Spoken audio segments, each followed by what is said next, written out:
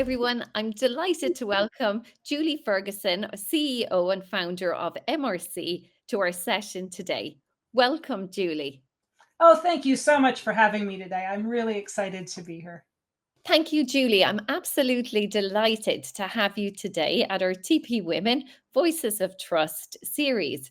We're delighted to have you, and I know our audience will be delighted to hear a little bit more and get some insights from you across your career, across some of those areas of your fraud, and very interesting topics that we'd like to share, and also share about you as a woman leader within this industry as well.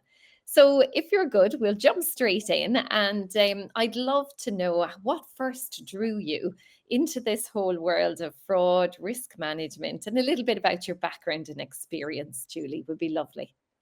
Well, when I was a kid, so when I was 10, I had a computer at home. My dad was an electrical engineer, and he brought it home, and I was able to connect into the network at his company. And I was just enamored with technology from that day forward. So that was back in the 80s, late 70s, early 80s. And really, I just got a passion for everything with technology. And I helped one of my very first companies that I started. I helped small merchants who were writing software on bulletin board systems. So back before the internet, and you used to pay them, you'd have to mail in money and they'd hope to get paid. And so when the internet started to emerge, I decided, it'd be really nice if I helped them sell it through the internet and get paid.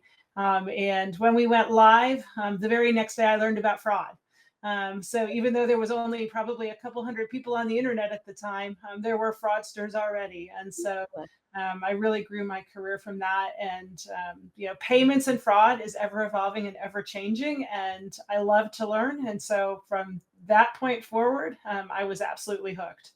Fantastic. Oh, that's very interesting at such a young age, but quite entrepreneurial even at that stage as well, and starting to see. But really helps move me to kind of the next area. And this again, with your experience and probably seeing that those trends of fraud change, it would be great to help expand out a little bit more for the audience on really your experience and how you've seen that change and what maybe some of the current trends that you're seeing right now in the world of fraud and payments?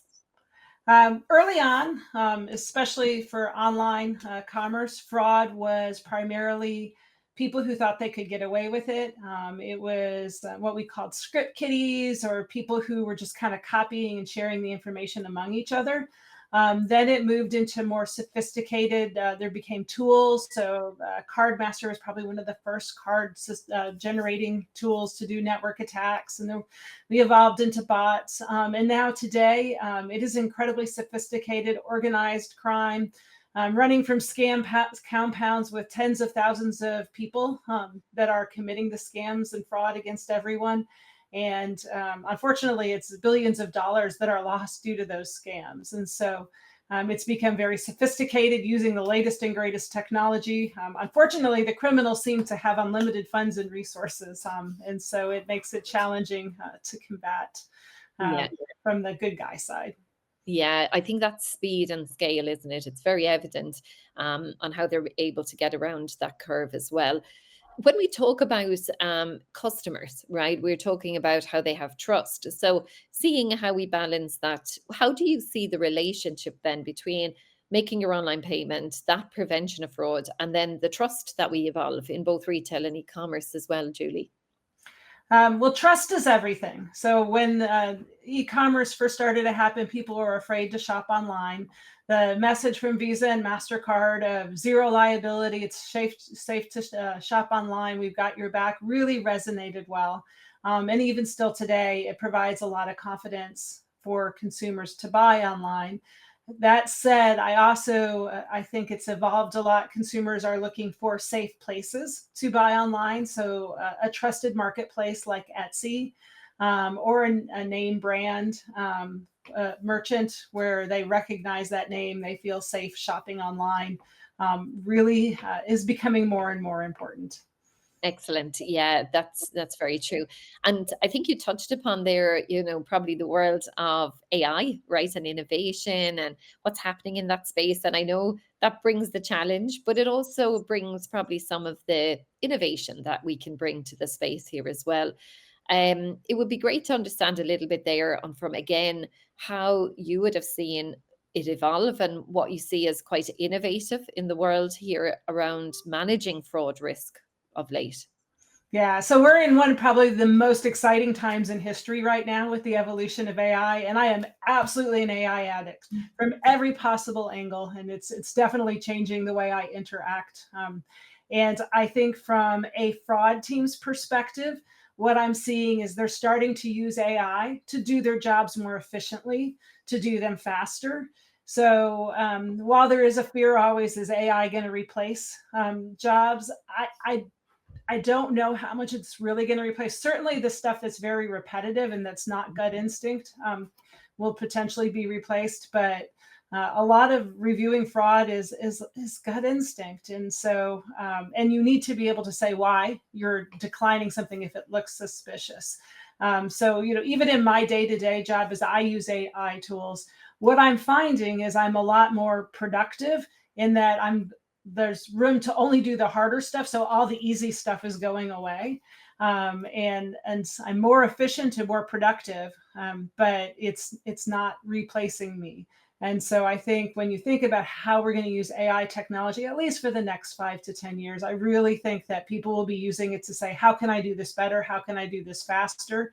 Some of the areas we've already seen some big changes is using an agent to look for, like across a marketplace, the sellers being compliant with the terms and conditions. AI agents are a great use for compliance monitoring and enforcement. So things that are repetitive and they're very prescriptive, it's a great tool to use. Super fabulous insights there. And definitely, yeah, I think that it's very exciting times ahead of us in how we use it efficiently as well, for that. So we're going to move now into a little bit more on yourself and your role, and certainly as a woman leader, but predominantly, I guess, I know that you started very early in this area of your career and thinking, but fraud and risk leadership probably historically has been kind of male dominated as an industry. Um, what has your experience been in breaking those barriers? And be nice hearing that for the audience here today. Yeah, so early on in my career, I was oftentimes the only girl in the room, right? So that was sometimes uncomfortable, but I had some great mentors along the way, and women have different strengths, and so learning how to lean into those strengths and use them. We're better listeners. Sometimes, and we like to talk a lot about things and talk things out when there's a problem and not hide away from that confrontation. Um, so using some of those superpowers that are innate to being female, and being insanely curious. I really contribute the success of my career and my whole journey of just relentlessly asking questions and not being afraid to be viewed as stupid. And I think it's a little bit easier to ask a question as a woman than as a man, because they tend to do that guy thing or you don't know that. But with a woman, men innately want to help women. And so I was never afraid to ask for help, never afraid to ask how something worked. And I still continue to do that. When a new phrase comes out, I'm like, what does that mean? And it's okay to ask and just be confident in that. It's certainly it was challenging at times, being the only woman in the room. But sometimes I say probably I just wasn't smart enough to care. And so just moving forward and just dealing with it. Very, very nice. So nice nuggets there. And I think, probably capturing some of the, as you say, you're looking at those strengths or where you would look to, I love that insanely curious, right? I think that's going to be my new buzz onto it, and how to keep asking those questions and at whatever level of an organization. I think that's very true. in being able to do that and have the confidence to ask the question as well. So lovely, lovely views there as well.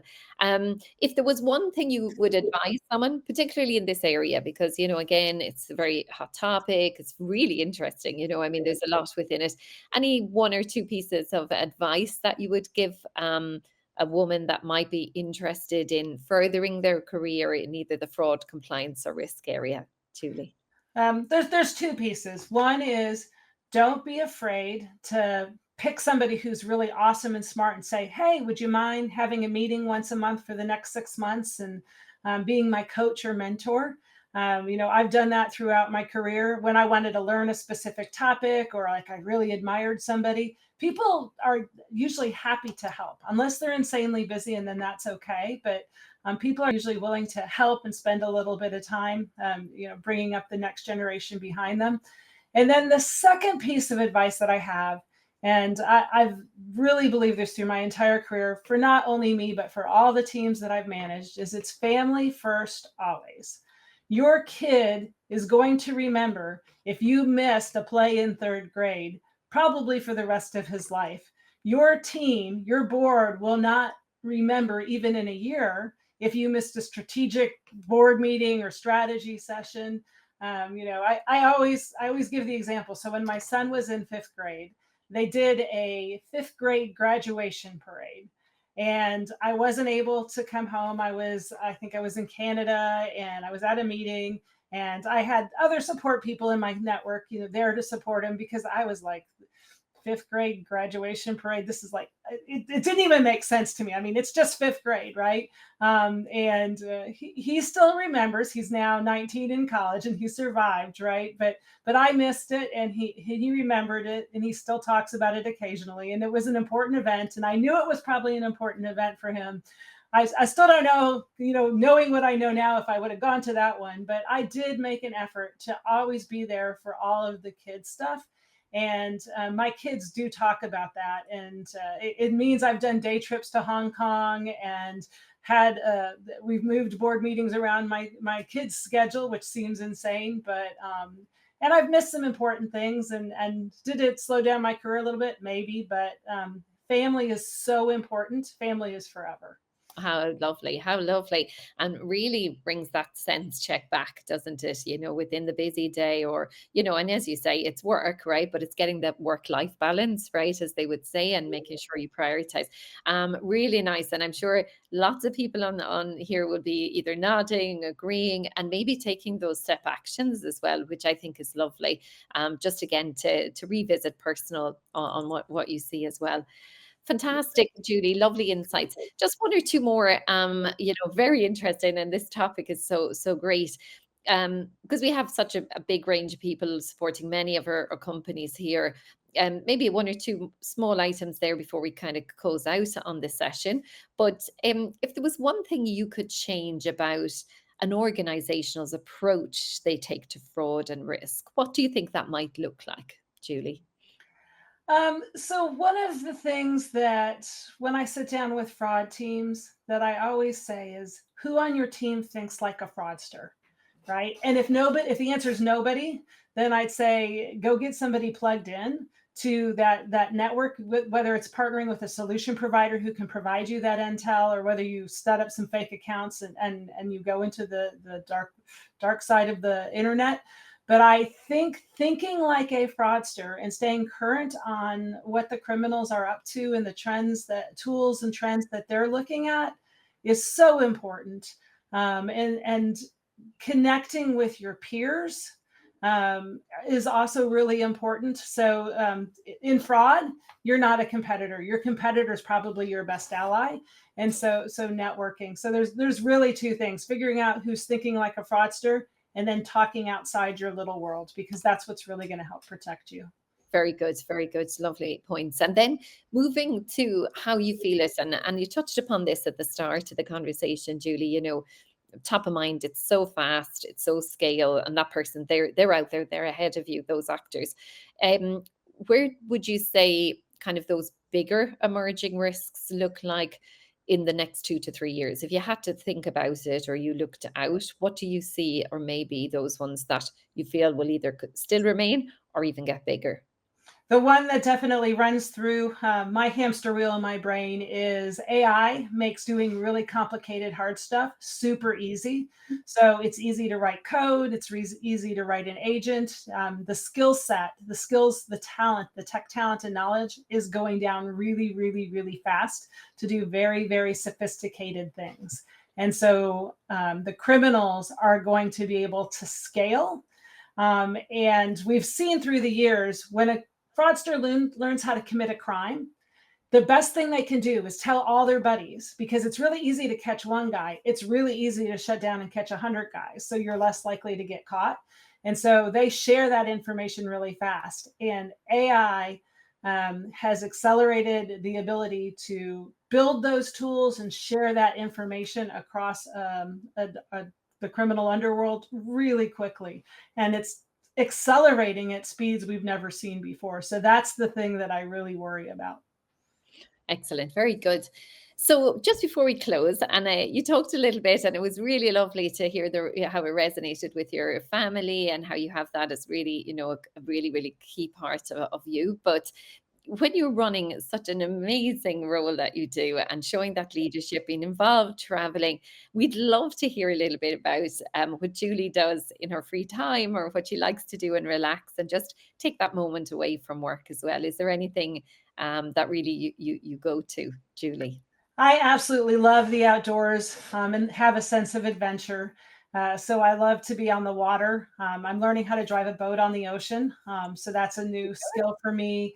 I love to hike. I love to be in wilderness. I got stuck this last weekend in Amsterdam for 2 unexpected days, and instead of sitting in my hotel room working and moping around, I forced myself to go out and take a fantastic walk through the city.